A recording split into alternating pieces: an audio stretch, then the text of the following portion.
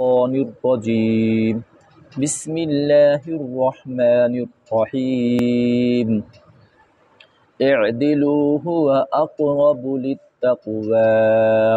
زید بن ثابت رضی اللہ تعالیٰ عنہ امیر المومنین کا احترام کی وجہ سے ان کو اپنے بستر کے سرہانے پر بٹھانا چاہا کہ امیر المومنین آپ یہاں بیٹھیں۔ حضرت عمر رضی اللہ تعالیٰ عنہ فرمایا، اے زید بن ثابت، آپ نے اپنے فیصلے میں پہلا ظلم یہ کیا کہ مدعی اور مدعا علیہ کے درمیان میں امتیاز پیدا کر دیا۔ وہ مدعی ہے اور میں مدعا علیہ ہوں، دونوں میں فرق نہیں ہونا چاہیے۔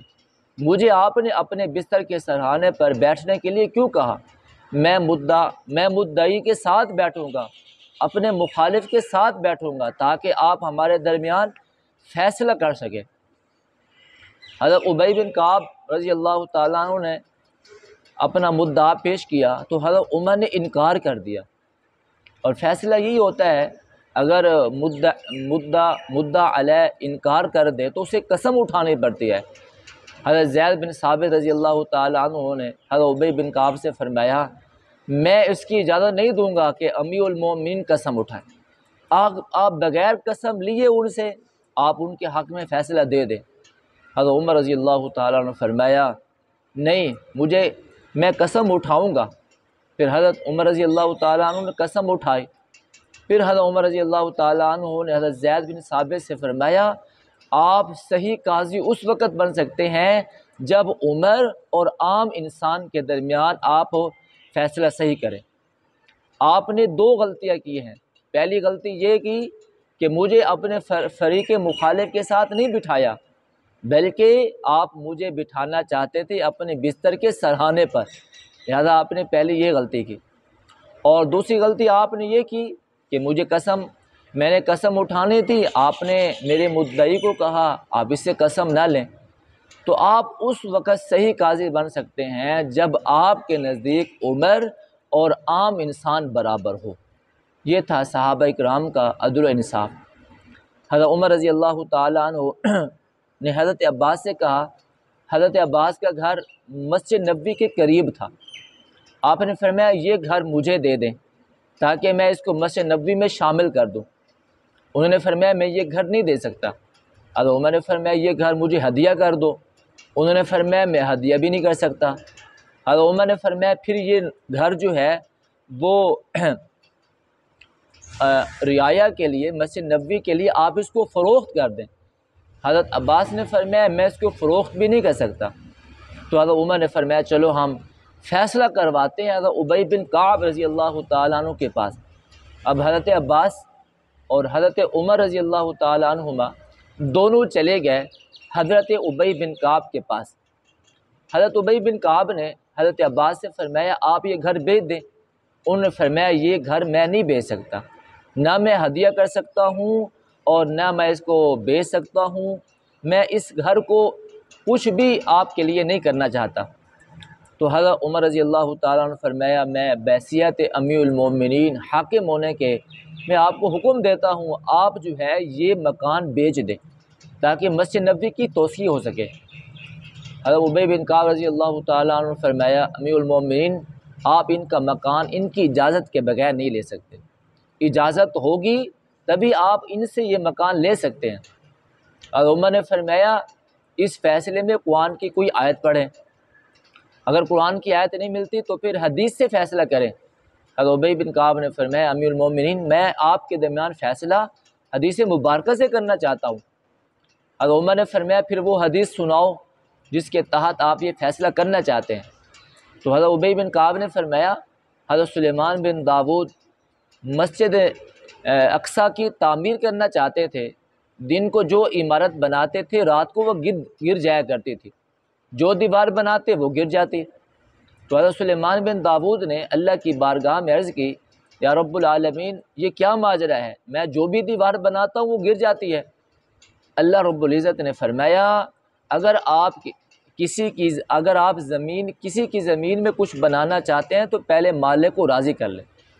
آپ جس زمین میں بیت المقدس کی تعمیر کر رہے ہیں اس کی مالک کی اجازت کے بغیر بنا رہے ہیں، جب تک آپ مالک کی اجازت کے بغیر آپ اس میں اسے اجازت نہیں لیں گے تو اس میں کچھ بھی نہیں بنا سکیں گے۔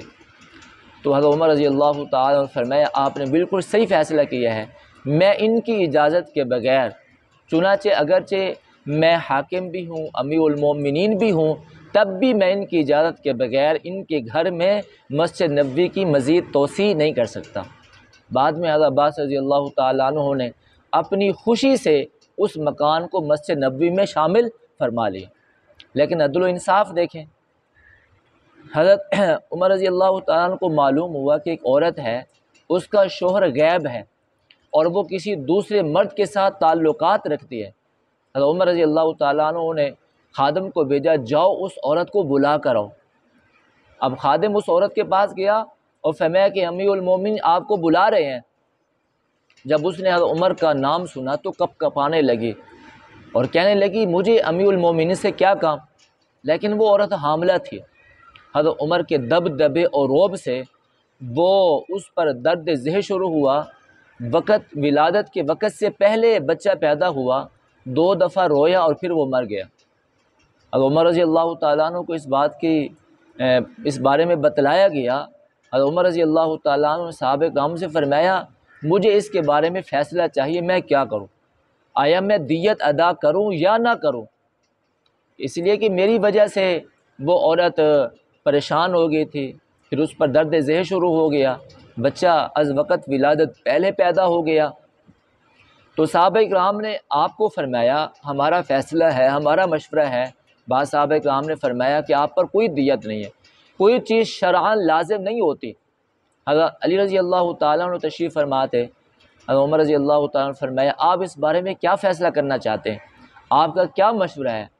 حضرت علی رضی اللہ تعالیٰ عنہ فرمایا جن لوگوں نے آپ کو مشورہ دیا ہے ان کی رائے تھی، باقی ان کے بارے میں قرآن و حدیث کی کوئی دلیل نہیں تھی، اور میرے پاس دلیل ہے، میں دلیل سے آپ کے سامنے فیصلہ کروانا چاہتا ہوں، اور میرا فیصلہ یہی ہے آپ اس بچے کی دیت ادا کریں، اسی لیے کہ اگر آپ نہ بلاتے تو وہ بچہ پیدا نہ ہوتا اور وہ بچہ مرتا بھی نہ، اس لیے کہ ولادت سے پہلے وہ بچہ پیدا ہوا ہے۔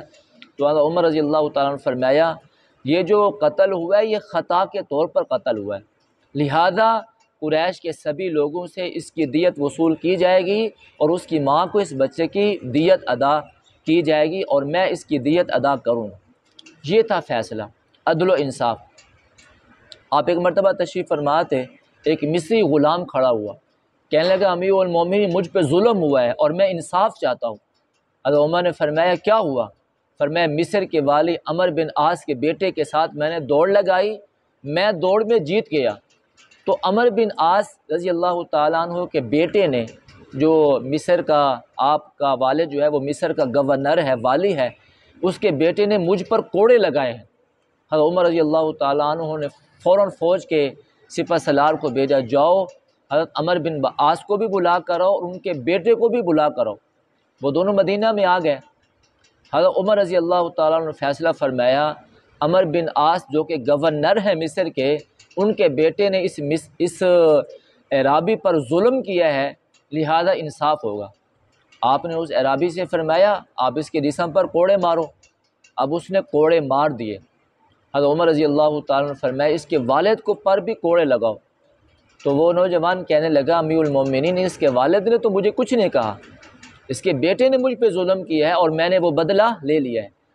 حضرت عمر رضی اللہ تعالیٰ نے فرمایا تمہیں کس نے کہا ہے تم ان نوجوانوں کو ان کو غلام بناؤ جبکہ ان کی ماؤں نے ان کو آزاد جانا ہے؟ دیکھیں حضرت عمر رضی اللہ تعالیٰ عنہ نے ایک گورنر کے بیٹے سے بھی انصاف ایک عام آدمی کو دلوایا۔ تو حضرت عمر بن عاص نے فرمایا امیر المومنین یہ نوجوان میرے پاس نہیں آیا تھا، میرے بیٹے کے خلاف کوئی اس نے مقدمہ درج نہیں کیا، نہ ہی اس نے مجھ سے انصاف چاہا۔ اگر انصاف چاہا ہوتا میرے پاس آتا تو میں اپنے بیٹے کو خود اپنے ہاتھوں سے سزا دیتا۔ یہ تھا صحابہ اکرام کا عدل و انصاف۔ اللہ تعالیٰ بھی یہی قرآن کریم میں فرماتے ہیں اعدلوا، عدل و انصاف کرو۔ جب عدل و انصاف ہوگا فرمایا اس کے ذریعے امن پیدا ہوگا، فساد پیدا نہیں ہوگا، فتنہ پیدا نہیں ہوگا۔ فتنے اور فساد اس وقت پیدا ہوتے ہیں جب آپس میں عدل و انصاف نہیں ہوتا۔ دعا کریں اللہ تعالیٰ سے، اللہ تعالیٰ ہم سب کو عمل کی توفیق عطا فرمائے۔